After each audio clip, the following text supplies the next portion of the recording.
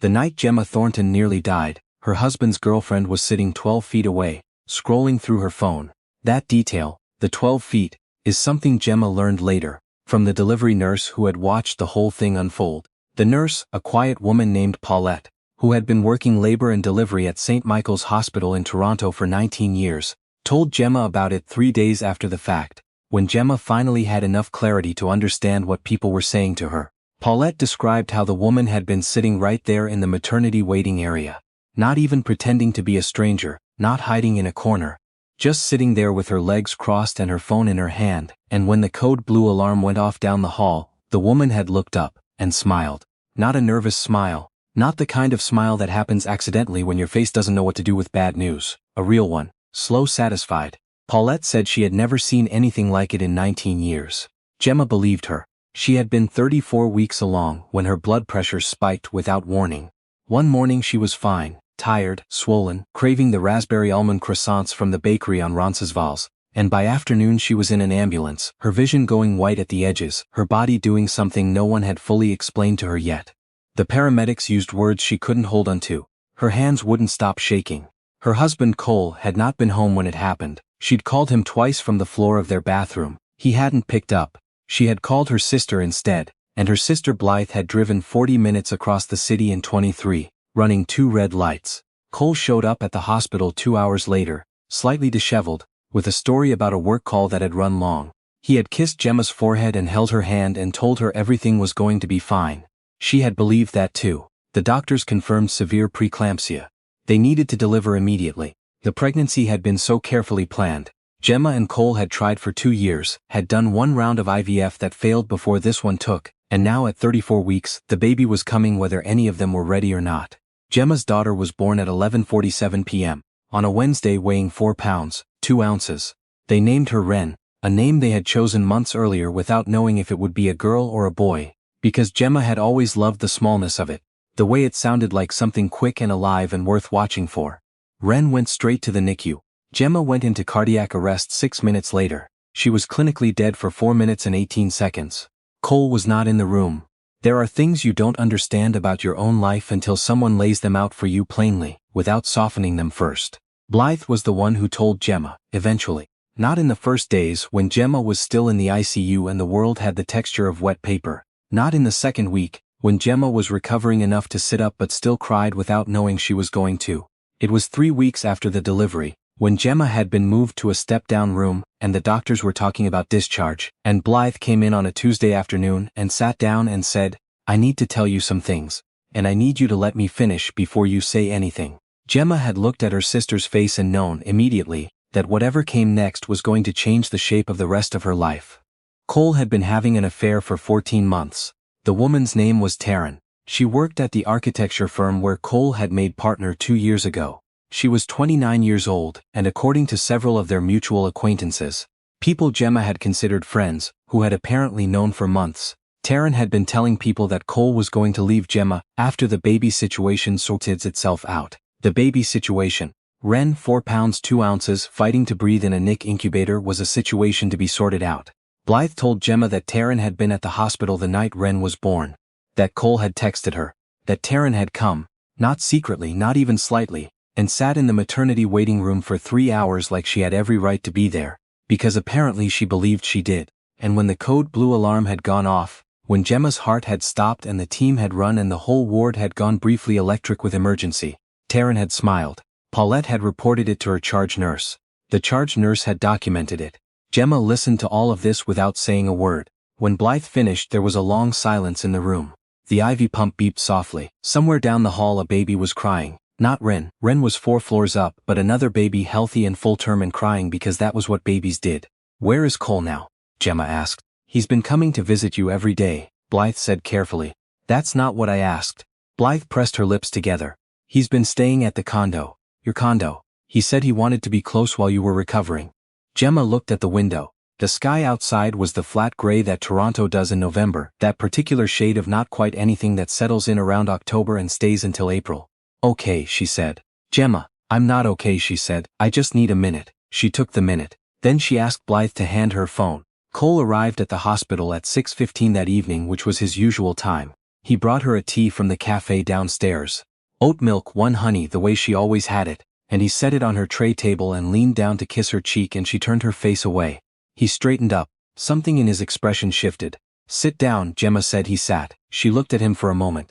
This man she had met at a house party in Kensington Market when she was 26, who had shown up to their third date with a book she'd mentioned once in passing, who had held her hand through 2 years of fertility treatments and 1 devastating failed cycle, who had stood in this same hospital just 3 weeks ago and told her everything was going to be fine. "Tell me about Taryn," she said. The silence that followed lasted long enough that she knew exactly how much he'd known she didn't know. He tried several things in sequence. He tried denial, which collapsed almost immediately. He tried minimization. It wasn't what she thought. It wasn't serious. It had been a mistake. He tried briefly, something that sounded almost like blame, something about how the past 2 years had been hard on both of them, and Gemma watched his face as he said it and felt something inside her go very, very quiet. Not cold, just quiet. The way a room goes quiet when the last person has left. "I know she was here," Gemma said. "The night Ren was born, the night I died, Cole. I know she was here, and I know she was in the waiting room, and I know that when the alarm went off she smiled." Cole opened his mouth, closed it. "I was dead for 4 minutes," Gemma said. "Our daughter was in the NICU, and the woman you've been sleeping with for over a year was 12 feet down the hall smiling." He said her name. Just her name, the way people do when they have nothing else. "I need you to leave," Gemma said. "Gemma, can we just? I need you to leave this room, and then I need you to leave the condo." She had made a few calls that afternoon while she was waiting for him. Her cousin was a family lawyer. Not the kind of coincidence that felt lucky, more like the kind that felt, in retrospect, like the universe offering her the only kindness it had available. "I've already spoken to someone. You'll hear from them." He sat there for another moment, then he left. She drank the tea. It was good, actually. He had always known how she took her tea. That was perhaps the saddest part of it. Not the betrayal itself, but the way small kindnesses and enormous cruelties can exist inside the same person. She'd had to learn to hold both true at once. Ren came home 6 weeks after she was born. Gemma had been discharged 3 weeks before that, and had spent the intervening time at Blythe's house in the annex, in the spare bedroom that Blythe had quietly converted into something comfortable and private, with a lamp and good pillows and a little basket of things: lip balm, a novel dark chocolate, hand cream, that Blythe had assembled without being asked. That was the kind of sister Blythe was, the kind who didn't ask what you needed. She just thought about it and put it in a basket. Every day, Gemma went to the NICU. She sat next to Ren's incubator and talked to her, read to her, played soft music on her phone. She learned how to read the monitors. She learned the name of every nurse on every shift. She held Ren through the porthole openings in the incubator walls, her hands cupped around this small warm body, this person who had decided to arrive early and fight for it anyway. Cole sent messages. Long ones at first, explanations, apologies, a lengthy account of how Taryn had pursued him and he hadn't handled it well, which Gemma read once and then set down like something that had lost its heat. He asked if he could come to the NICU. Gemma's lawyer advised her on the complexities of that. He had rights, of course he had rights, and Gemma was not interested in removing him from his daughter's life. She told him through counsel that he could visit Ren on specific days and specific hours, that she would not be present during those visits, that all further communication should go through their respective lawyers. He showed up twice that first week. She knew from the nurses who mentioned it without her having to ask, because they had developed the kind of professional solidarity that NICU nurses seem to extend to mothers who come in every single day, and never leave without saying thank you. Taryn apparently did not come. Gemma had not expected her to. The papers arrived on a Thursday. Gemma was at Blythe's kitchen table with a cup of coffee and a stack of get-well cards she'd been slowly working through. People from her old job, her book club, her mother's church group in Hamilton who had heard from her mother who had heard from Blythe. The envelope was unremarkable. Just her name in the little clear window. She had asked for the divorce, she had initiated it. And still, seeing it there in formal legal language, the reduction of their 8 years together into columns of assets and a dispute about custody scheduling, felt like putting her hand on a hot stove. You know it's going to hurt before it does, you do it anyway. She set the papers aside. She finished the card from her book club. She started crying, which she had done a lot of lately and had stopped trying to suppress, because suppressing it just meant it came out later at worse times. Like once in the Shoppers Drug Mart at the baby formula shelf and once at 3 a.m., while Ren slept in the bassinet beside her, and Gemma sat in the dark with her hand on the side of the bassinet just feeling it, the small vibration of another person breathing. She cried. Then she washed her face. Then she signed the papers. Cole's life, it turned out, organized itself toward disorder with very little help from Gemma. She didn't find out most of it immediately. She heard things the way you hear things when a marriage ends and your mutual social network starts slowly separating into different camps, bits and pieces carried to her by mutual friends who had, in the intervening months, decided whose side they were on. The architecture firm partnership got complicated. There had apparently been other issues, billing irregularities, a client dispute, and Cole's affair with Taryn had created a professional problem that HR had eventually gotten involved in. The details were not entirely clear to Gemma and she didn't pursue them. It wasn't her business anymore. But by spring Cole had left the firm. He was freelancing or trying to. Taryn by most accounts had not handled the reality of Cole's actual circumstances as well as she had apparently imagined she would. The version of Cole she'd been shown, partner at a firm new condo downtown apparently soon to be uncomplicated, had not proven to be the version she received. They were still together as far as Gemma knew. She genuinely did not spend much time knowing. His mother called, once. Cole's mother Harriet, who had always been polite to Gemma in a way that contained a careful reservation of full warmth, as though she'd been saving it for someone else. She called to say she was sorry, not sorry in a general sense, specifically, concretely sorry. She told Gemma that she had known about Taryn for 7 months before everything happened. That Cole had told her, and she had advised him to handle it quietly rather than tell Gemma, because Gemma was pregnant and Harriet had worried about the stress of it. Gemma listened. "I thought I was protecting you," Harriet said. "And the baby. I thought if he just ended it and you never knew." "He didn't end it," Gemma said. "No," Harriet said, "he didn't." There was a long pause. Gemma watched Wren through the baby monitor. She had a monitor now with a little screen, and Wren was asleep on her back, her arms flung up the way babies sleep, absolutely committed to it. "I'm not going to pretend this is enough," Harriet said. "I just needed you to know that I know what I did."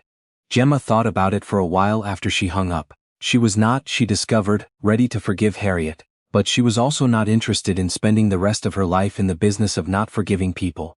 It seemed like a lot of energy to maintain. She filed it away somewhere in the middle, a place she called Not Yet, and she let it sit there. In April, when Wren was 5 months old, Gemma started writing, just for herself, at first, in a document on her laptop that she titled with complete seriousness and zero irony, Document 1. She wrote about the night of the birth. She wrote about waking up in the ICU and being told she had died and come back, and how that phrase, "you died and came back," had never really resolved itself into something she fully understood. She wrote about Blythe. She wrote about Paulette and what Paulette had seen. She wrote about the 12 feet, a friend of hers from university, a woman named Odette who had moved to Vancouver and worked in digital media. Read an early draft that Gemma sent her not quite knowing why and called her the next day. "You have to post this, Odette's." "Look, post it where?" "Anywhere. A blog. A newsletter, literally anywhere." "Gemma, people need to read this." Gemma thought about it for 2 weeks. She started a Substack newsletter and spent 3 days writing the first post, editing it down from 4,000 words to 2,200, and then back up to 2,900 because some of what she'd cut had been the most true parts. She posted it on a Tuesday night, after Wren was asleep. Sitting in her kitchen in the house she had moved into in February, a small semi-detached near Christie Pitts, that she had rented on a lease-to-own arrangement, she was cautiously optimistic about. And she closed her laptop and went to bed and woke up to 400 email subscribers. By the end of the week it was 4,000. By the end of the month a podcast producer in Montreal had emailed her. Then a literary agent in New York. Then a journalist from a magazine Gemma had read for years who wanted to interview her for a piece on maternal health and systemic gaps in prenatal cardiac care, which was a thing Gemma had, in her writing, spoken about carefully and at length, because one of the things she had learned in the aftermath of her own death was that the kind of cardiac event she had experienced was more common than most people knew, and less discussed than it should be. She said yes to the podcast. She said yes to the journalist. She took 3 weeks to reply to the literary agent, during which she consulted with Blythe and Odette and a colleague who had published a book 2 years before. Then she said yes to her. The one thing Gemma did not do for a long time was talk publicly about Cole. Not because she was protecting him, not because she had any interest in softening what had happened, but because Wren was Cole's daughter too, and Wren would eventually grow up and be able to read things, and Gemma was unwilling to make Wren's origin story, the story of the night she was born early and small and fighting, into a story that was primarily about her father's failures. She talked about it obliquely. She talked about what it felt like to wake up in a hospital bed and understand that the person who was supposed to be your person had not been there. She talked about the specific loneliness of recovering from a near-death experience in a marriage that was already over, Even though she hadn't known it yet, she talked about the grace of sisters and nurses and NICU staff, and the small mercies of strangers who hold doors and say how are you today and actually wait for the answer. She didn't say Cole's name, she didn't say Taryn's name. What she said was, I learned who was there, and I learned who wasn't, and those two things told me everything I needed to know about the rest of my life. Her readers understood. The divorce was finalized on a cool morning in September. Gemma was in the lawyer's office on Bay Street with her cousin and her cousin's assistant, and a coffee that was too hot to drink yet. She signed where she was supposed to sign, she shook the hands she was supposed to shake. She had full physical custody of Ren, with Cole having scheduled access on alternating weekends and one weeknight. He had agreed to this without much contest. Her lawyer had characterized it, diplomatically, as Cole making the choices available to him. Gemma had her own characterization, which she kept to herself. She walked out of the building into the September morning. It was one of those Toronto fall days that almost justify everything. Clear and sharp and golden, the kind of day that makes you briefly forgive the city for February. She stood on the sidewalk on Bay Street and she thought, I was dead for 4 minutes and 18 seconds, and then I came back and I have a daughter, and her name is Ren. She called Blythe. It's done, she said. I know, Blythe said. I've been sitting here waiting. Are you okay? Gemma looked up at the sky, which was doing something genuinely beautiful with the light at that particular moment, which she chose to take as neither a sign nor a coincidence but simply as a thing that was true. The sky was beautiful, and she was standing under it, and she had come back. Yeah, she said. I think I actually am. Ren learned to walk in October, 11 months old, in the living room of the Christie Pitts house. She pulled herself up on the coffee table the way she'd been doing for weeks and then, with an expression of such focused determination that Gemma laughed out loud the moment she saw it, she simply let go and walked. 4 steps. 5. Sat down hard and looked up at Gemma with enormous surprise, as though she had not entirely planned for it to work. Gemma was crying before she could stop herself, which happened sometimes around Ren's milestones, because every single one of them had a before attached to it. Before Ren was born at 34 weeks, before the NICU, before 4 minutes and 18 seconds of nothing. Every milestone was also a small proof that they had both made it, that they were both still here. She picked Ren up off the floor and held her and said, You are the bravest person I have ever met, and you are 11 months old. And I want you to remember that later when I'm embarrassing you in front of your friends.